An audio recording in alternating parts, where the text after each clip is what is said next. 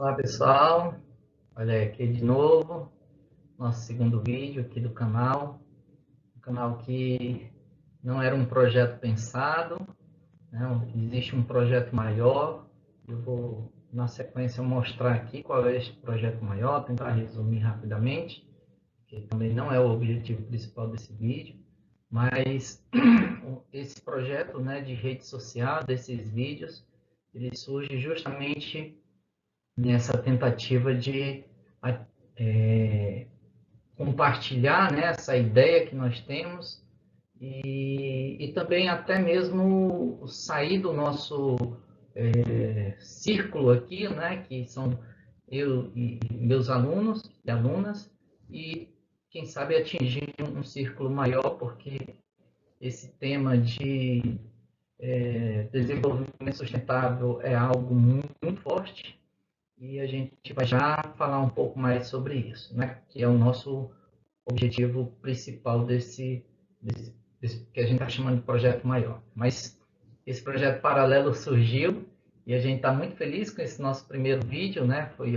Foram 700 visualizações. Eu fico imaginando alguém que já é da área, né? Do ramo, que tem milhares de inscritos, né? E não só de visualizações. E aí deve achar meio, né, mas é o nosso começo, nós estamos iniciando e aí a gente já faz esse apelo, né, para que vocês se inscrevam no canal, porque eu entendo agora, né, quando alguns que já trabalham há algum tempo, eles falam que isso dá força, né, para que eles possam fazer novos, né? O Iberê, por exemplo, que a gente vai ver uma referência, fazer uma referência no final dessa apresentação a ele, né? Um vídeo especial que ele trouxe essa semana. Então, o Iberê, por exemplo, ele é um vídeo sobre máquina térmica, que é um tema que a gente está trabalhando na escola e a gente também vai falar aqui. Tem um vídeo em que ele diz assim, ó, se nós atingirmos 200 mil likes, aí a gente vai fazer um desafio maior, então nós vamos fazer um projeto mais robusto, e aí ele conseguiu os 200 mil, e aí se desafiou a um projeto maior ainda se atingisse os 300 mil likes, né? Então, realmente isso é o nosso, e aqui eu já estou incluindo, né? É o nosso universo, né? É com o que nós trabalhamos, tá bom? Então, muito obrigado novamente, muito obrigado mesmo. Então, o projeto maior, ele aborda os objetivos, né, os de desenvolvimento sustentável, os chamados ODS,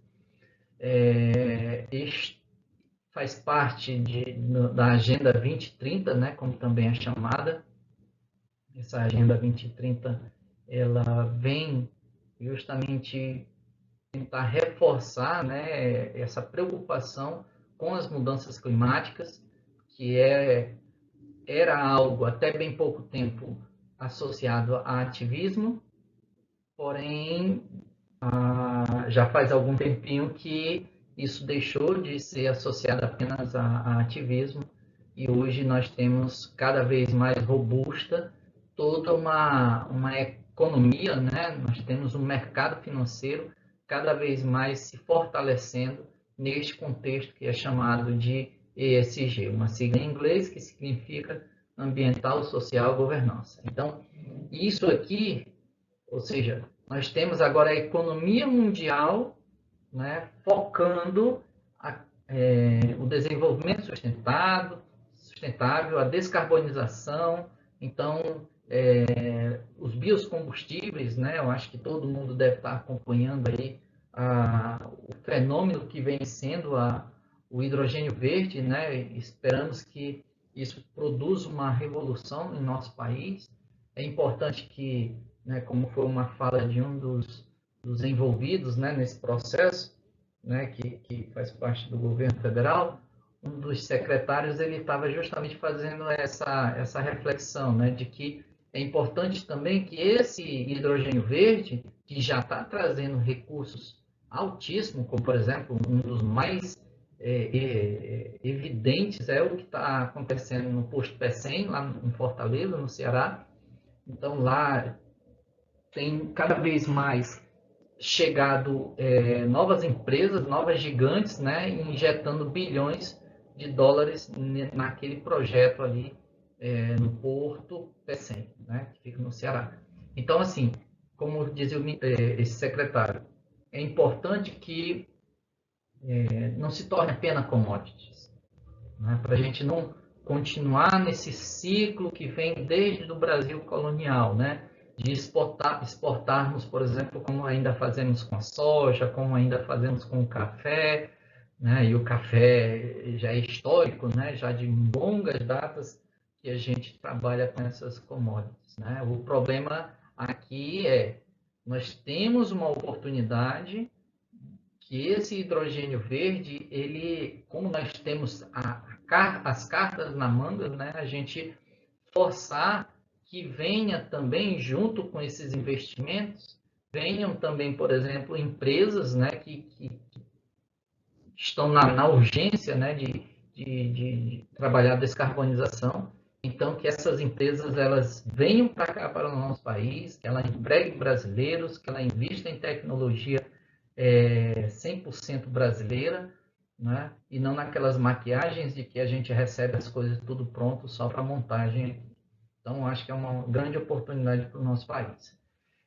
Mas aí, voltando para o nosso projeto, né? Então, vou tentar aqui resumir rapidamente.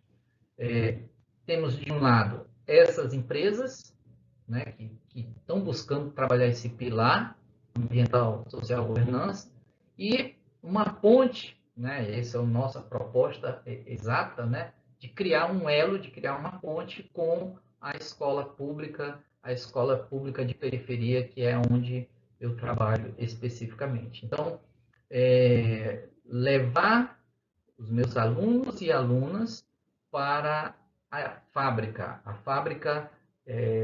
bancar, né, a saída dos alunos para o seu ambiente fabril, para quê? Né? Para que possa mostrar para estes alunos e alunas o que eles estão fazendo para se tornar uma empresa sustentável, né? O que estão fazendo com a água, o que estão fazendo com os seus clientes, né? Porque vamos imaginar que a empresa forneça peças para uma outra empresa. E esta outra empresa, ela tem já essa preocupação, né? Ela tem já trabalhado de maneira mais avançada essas questões ESG. Então, o que, que vai acontecer? Essa empresa, ela tem que exigir dos seus fornecedores que também tenham essa preocupação ESG. Então, existe aí um efeito dominó, né, que o mercado financeiro não tem economizado, né? Cada vez mais os investimentos, os aportes são cada vez mais gigantescos, né? Para que essas empresas elas entrem nessa onda, né? Então, a reputação da corporação, né, da empresa, ela fica em evidência a partir do momento que ela busca se tornar ESG. Né? A valorização da marca, né, começa a ser mais presente. E as vantagens competitivas, né? Porque isso tudo vai resultar nestas vantagens. Então, essa é neste ecossistema aí que a gente está tentando implementar esse projeto, incluir a escola, porque uma coisa que a gente também não pode perder carona, assim como a gente falou aqui rapidamente do hidrogênio, né? Assim, citando uma segunda pessoa que falou exatamente sobre isso, mas aqui eu queria falar algo que eu venho também atrelando a essa proposta, né? De inovação, que é justamente o que? Nós não continuarmos no ciclo vicioso em que os conhecimentos novos, né, os novos conhecimentos produzidos, essas novas tecnologias, elas ficam restritas a um grupo seleto, né? Então, a grande maioria fica à margem, né? Fica desconhecida, né, disso tudo. Então, com essa nossa proposta, a ideia é já, desde a educação básica, já falar desses temas, né, com os nossos alunos, como, por exemplo, eu já avancei bastante, né, já falei sobre muita coisa, sobre floresta de pé, a gente já falou sobre, por exemplo, etanol, né, a questão que, inclusive, a gente vai ver o vídeo do Iberê falando exatamente disso, mas a gente já havia falado sobre isso, né, que o etanol aqui, o carro movido a etanol aqui no Brasil, ele acaba sendo mais econômico do que um carro movido a eletricidade na Europa, né? Isso vai ficar mais claro lá no final, porque o Iberê, ele tem lá um videozinho, né? E aí fiz um print e vamos aproveitar a didática que ele utilizou. Mas, então é isso. Tá? Então, a ideia é essa do projeto e a gente agora vai avançar, porque aqui é só um parêntese, né, para apresentar o projeto, já fazer a nossa primeira divulgação, assim, né?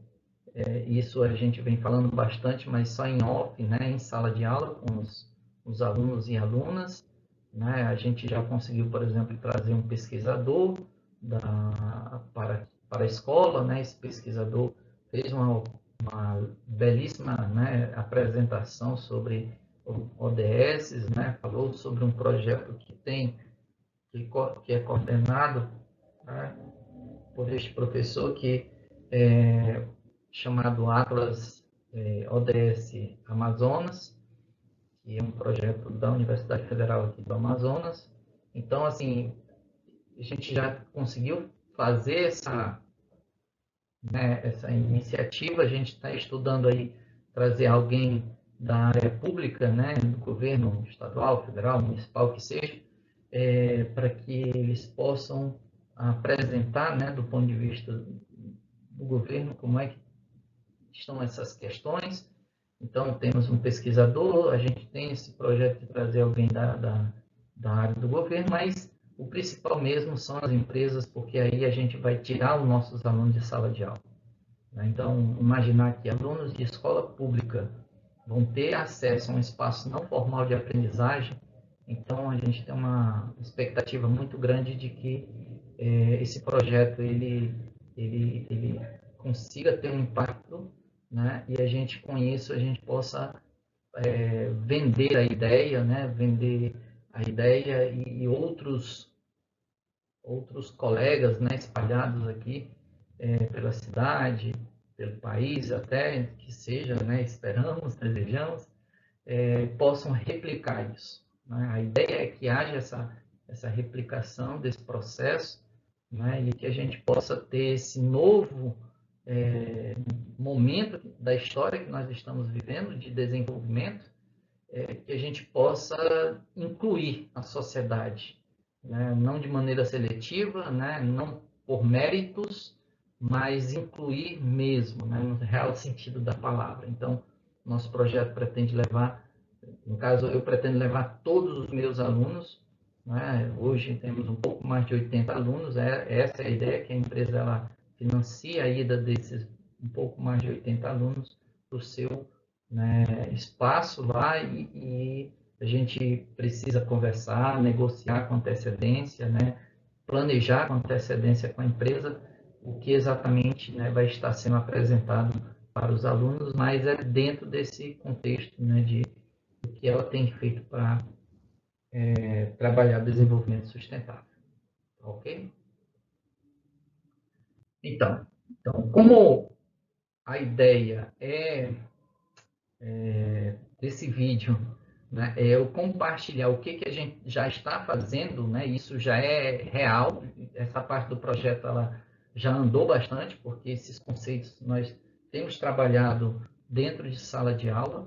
Então, por exemplo, eu fiz essa enquete aqui com os alunos, né, em que eu trazia uma matéria de uma revista, né, eletrônica, e aí nesta matéria falava sobre turbina, né, de uma empresa gigante, né, da aviação, e esse motor, né, eu vou chamar de motor, turbina eu vou chamar de um componente do motor aqui, só para a gente não deixar a coisa confusa.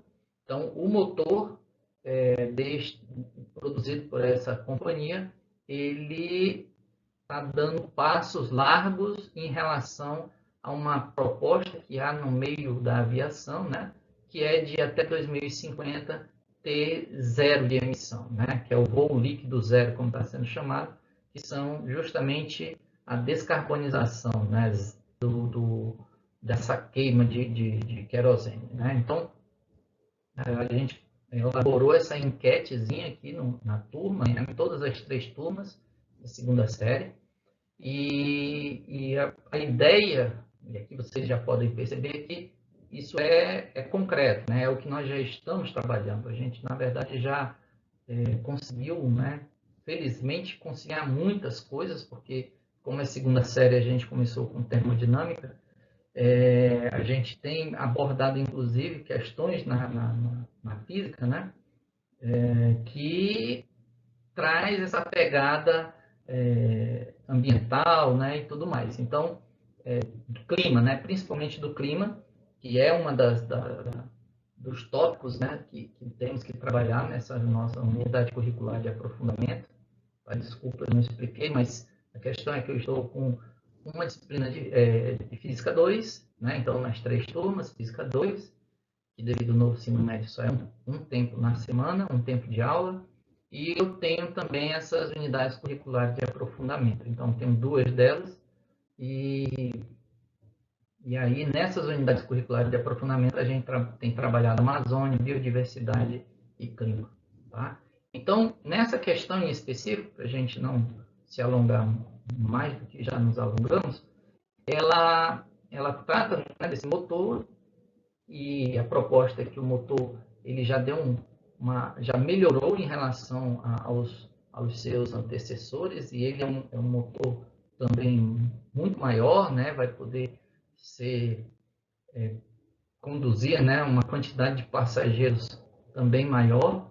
Então, a gente conectou isso, que é uma parte da física, que é o que nós estamos estudando, de máquina térmica, nós conectamos com a unidade curricular de aprofundamento, porque existe uma empresa chamada BBF, né, que é a Brasil Biofuel, né, que é uma empresa nacional aqui que usa óleo de palma para a produção.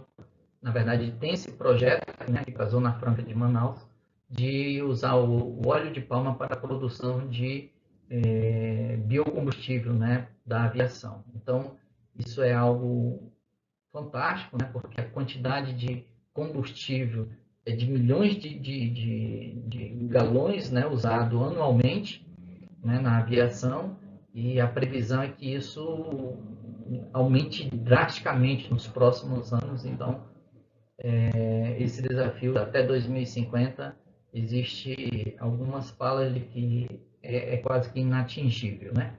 Então, aqui no Brasil, a gente também, em várias frentes, né, nós estamos tendo esses projetos, né, que nos motiva a estar compartilhando com os nossos alunos, principalmente porque isso aqui pode, poderá ser, né, que muitos especialistas têm falado, será o nosso futuro, né? O futuro ele vai trabalhar com esta nova realidade, né? Então você vai ter uma bioeconomia muito mais forte, principalmente aqui na nossa região amazônica, e aqui a ideia era explorar o que nós trabalhamos em sala de aula, né? Esse tema, a gente viu que existe uma lei, acho que em 2010 essa lei, que proíbe que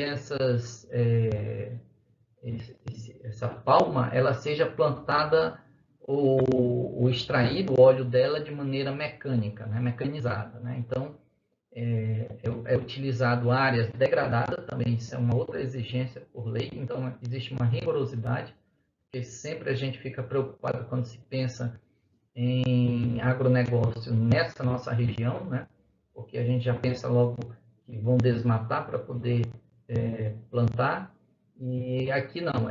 Existe uma lei muito rigorosa, né, para que pudesse ser liberado, né, a implantação dessa empresa na nossa região, e é usado justamente partes da floresta que são degradadas, né? Então, isso já cria um crédito de carbono, porque se você tem uma área degradada que está, né, emitindo CO2, você planta, essas plantas vão produzir, né, o sequestro de CO2, e aí você tem, na verdade, um crédito de carbono aí, que inclusive é um outro mercado. Então isso aí também a gente tem falado nas nossas aulas. Então, isso a gente discutiu, eles, aqui no caso desta turma, né, as outras turmas não foram tão felizes assim nas suas respostas. Isso aqui também eu peguei um início, né, o print que eu tirei do início. As turmas têm mais de 25 alunos cada turma. Então, e a outra parte a gente também discutiu, e aí já foi na física, né, porque essas turbinas são chamadas de turbofan, porque fan é de ventoinha, né, que é essa parte inicial aqui, que é a captura do ar, né? Esse ar, boa parte dele passa pela parte externa, né, da câmara de combustão. Então, esse ar aqui que sai, né, passa por esse bypass, como é chamado tecnicamente, é responsável por quase 80% da propulsão do avião, né, do motor. Então, aqui dentro, o que vai para cá para dentro, ele vai ser responsável por aproximadamente 20% apenas. Só que aí tem uma engenharia, né, aqui por trás, porque essas ventoinhas elas só giram graças à queima do combustível aqui dentro, né? Então, você tem aqui um compressor, depois que passa da ventoinha tem um compressor, esse ar é comprimido, né, milhares de vezes a pressão atmosférica, e entra na câmara de combustão, né? É misturado com combustível, com querosênio, né, pulverizado, e aí tem esse gás, né, de ar comprimido com combustível. Tem uma vela lá que dá a centelha, pelo menos inicialmente, né, igual os carros de combustão interna, e depois dessa queima inicial vai haver explosão, e aí esta energia toda, né, por isso que é uma máquina térmica,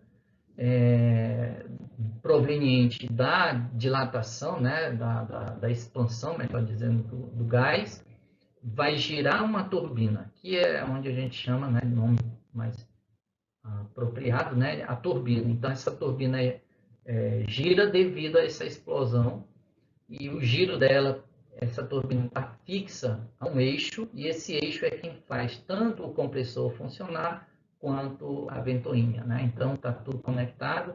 Aqui no final tem um compressor de baixa, porque esse ar que sai aqui tem que sair na pressão atmosférica, porque senão vai produzir vibração, tá? E não é bom vibração, né?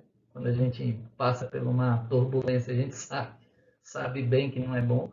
Então, sai com pressão atmosférica, e quem produz isso é essa compressor de baixa aqui. Então, na verdade, não é somente ele, né? Porque o bocal de saída também tem um design específico, né, para isso.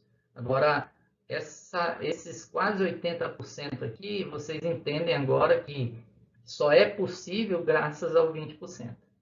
Né? Então, não seria possível esses 80% se não tivesse esses 20% aqui. Tá? E outra importante finalidade desse ar que passa pelo bypass é justamente abafar, né? Então, a gente tem aquele, quando você está no aeroporto, que um avião está na lateral do avião, né? Na direção da lateral do avião, você escuta o barulho, obviamente, mas é um ruído não muito intenso. Porém, quando o avião faz a curva, aí você escuta aquele estouro maior, justamente porque você entra nessa região onde está saindo realmente o jato, né? E aqui o calor, né, é quem vai, desculpa, né, o ar altamente, a alta temperatura é quem vai produzir, né, esse barulho ensurdecedor. Tá? E aí o que acontece? Este aqui é ele que me abafa. Então, quando você está na direção da lateral do avião, que você não escuta um barulho, mas não é tão incômodo, é justamente devido a este túnel, né, que é criado por este ar que passa pelo bypass. Então tem uma importância gigantesca, porque se todo avião comercial fosse igual, por exemplo, os aviões militares, né, porque os militares não são turbofans, são na sua maioria turbojato, e esses turbojatos não têm esse sistema de abafamento, e aí realmente os turbojatos, quando passam perto de nós, não tem como, né, eles incomodam mesmo, tá? Então, quer dizer, observem que a gente, né, faz uma discussão, isso aqui eu estou, né, fazendo essa divulgação, né? Por isso que a gente pede novamente, dê o like lá para a gente poder assim, não parar com esse projeto, trazer aquilo que a gente está trabalhando em sala, a gente trazer, né? Isso é novidade, tá? E aí a ideia é justamente, observe que o nome da disciplina é Unidade Curricular de Aprofundamento. Então a gente tem feito esses aprofundamentos, né, com estas disciplinas, né, que tem, inclusive esta em especial, tem uma carga horária maior do que a própria física. Tá bom, gente? Então, só para encerrar, eu queria apresentar aqui, né, porque, como eu disse, né, os alunos vão entender bem isso, essa emoção que eu tive, né, porque esse tema específico nós abordamos em sala de aula. É óbvio que o Iberê vai fazer aqui o marketing, né, fazer o merchan dele para lucrar, né, para uma empresa em especial, e nós, na verdade, quando nós trabalhamos isso em sala, a gente trabalhou embasado em uma outra empresa multinacional que, na verdade, encomendou esse estudo, né, científico, né, a ciência produziu esse estudo sobre o carro elétrico europeu e o carro movido a etanol no Brasil, né? E esse estudo foi feito justamente porque essa multinacional está pretendendo vir para o Brasil montar uma indústria, né, de automobilística e dando prioridade para os carros híbridos, né? Justamente por conta desse resultado promissor, né, do etanol, né? O impacto positivo que o etanol tem no nosso país. Mas aí, enfim, o Iberê, ele trouxe isso, né, num outro contexto, porque é uma outra empresa que patrocinou, e aí, obviamente, o Iberê tem muito mais recursos, e eu peguei só um print aqui de um certo momento da aula, né, em que ele usou, e aí isso aqui é mérito dele, né, uma didática muito legal, né, no canal do Manual do Mundo.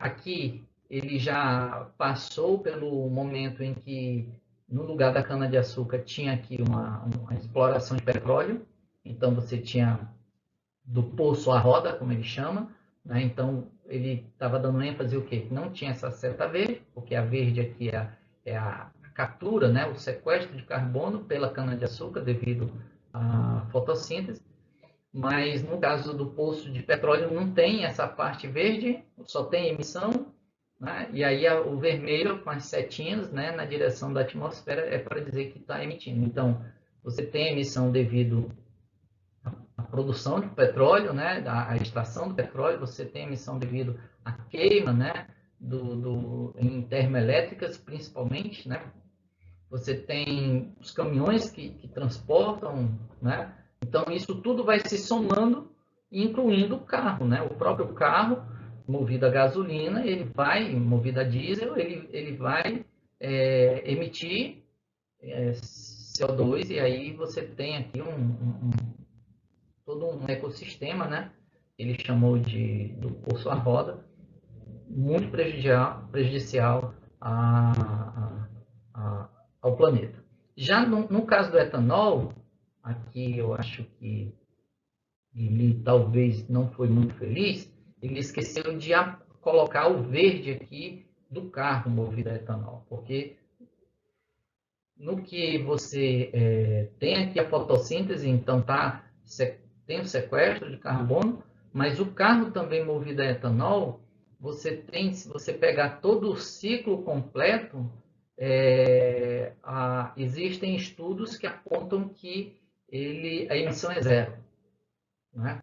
Eu não sei se eu estou aqui, de repente, cometendo uma falha, e se ele colocasse verde, poderia duplicar uma informação que ele já está colocando aqui. Mas, enfim, só para dar ênfase de que o carro movido a etanol, ele vai emitir CO2, obviamente, né? A queima do combustível do etanol também produz CO2, porém, é em quantidade menor do que da gasolina, quantidade menor, mas aí também tem uma outra questão que é o quê?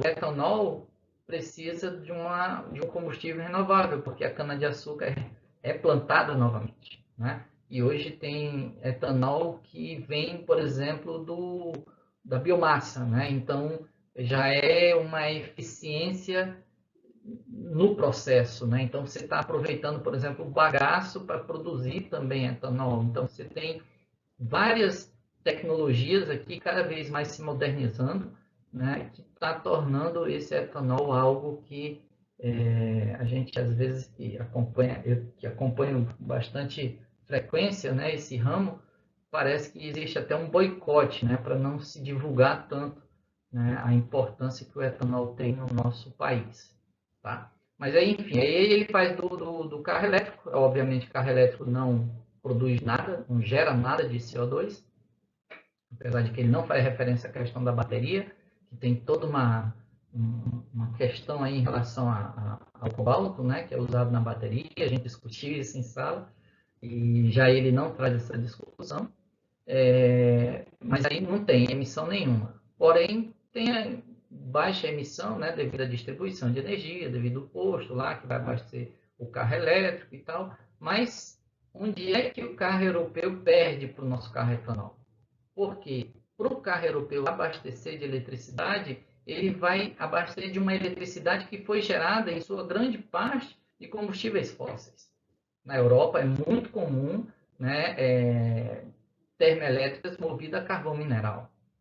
Aqui no Brasil, no estado de Minas Gerais, por exemplo, descobriu-se uma reserva recente, a gente abordou isso também em sala de aula, e nessa reserva, o minério, né, de carvão está assim na flor da pele, né, vou usar essa metáfora aqui. E aí, ou seja, significa que para retirar esse minério, o custo é muito baixo, então, economicamente falando, a exploração desse carvão mineral é tentador para as empresas, né? E tem empresas lá, né, travando uma batalha judicial para provar que as termoelétricas deles não vão poluir tanto, então porque estão querendo, né, utilizar dessa reserva gigante que descobriram, né, descobriram agora não, mas que está se tornando mais evidente agora. Então, gente, olha, eu vou encerrar aqui. Vocês perceberam, né, que nós temos abordado esses temas, né, instigantes dentro de sala, que tem a ver com o nosso cotidiano, que tem a ver com o futuro. Eu costumo dizer para eles que esta formação inicial que eles estão recebendo vai ajudá-los na profissão deles, porque vai ter muitas profissões associadas à bioeconomia, como a gente está chamando aqui.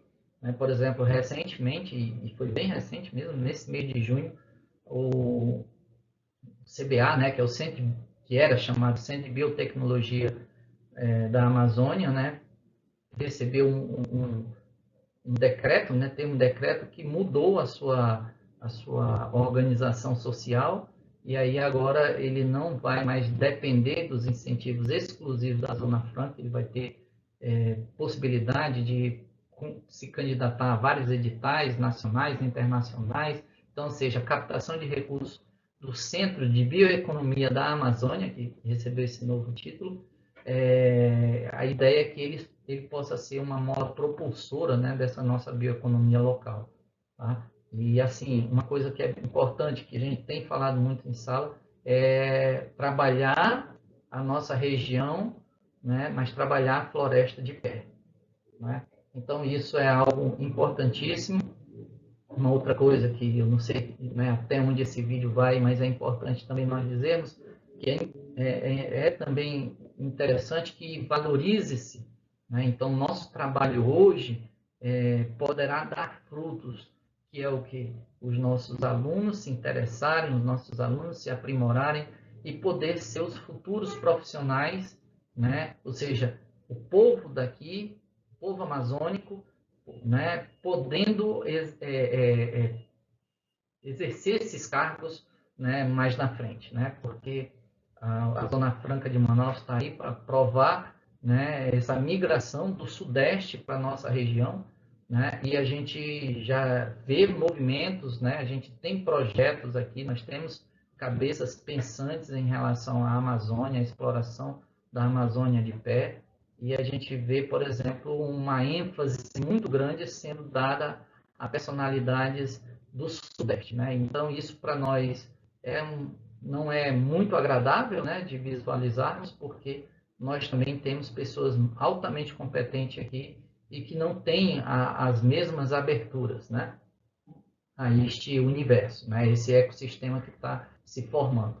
Tá? Então, a gente espera que esse projeto também dê certo, também por este motivo, porque se nós conseguirmos escalar esse projeto, a gente vai poder preparar esses alunos, essas alunas, né, para este futuro que está chegando.